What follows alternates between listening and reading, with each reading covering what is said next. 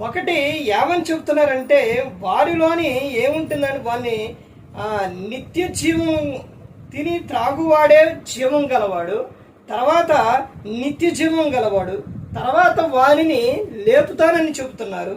తర్వాత ఏమని చెప్తున్నారంటే 55వ వచనంలో నా శరీరము నిజమైన ఆహారమును, నా రక్తము నిజమైన పానమనై ఉన్నది. చూడండి.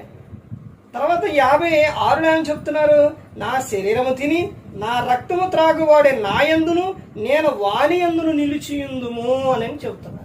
ఆయన శరీరము రక్తము తీసుకున్న ప్రతి ఒక్కరిలో కూడా ఎవరుంటారనంటే యేసుక్రీస్తు ప్రభువారు ఉంటారు. అప్పుడు వారిలో ఏముంటుందనంటే జీవం ఉంటుంది. వాడు ఎలా జీవిస్తారంటే పరిశుద్ధంగా జీవిస్తారు. ఎందుకనంటే యేసుక్రీస్తు ప్రభువారు పరిశుద్ధుడు గనుక. అంటే నువ్వు ఆయన శరీరము రక్తము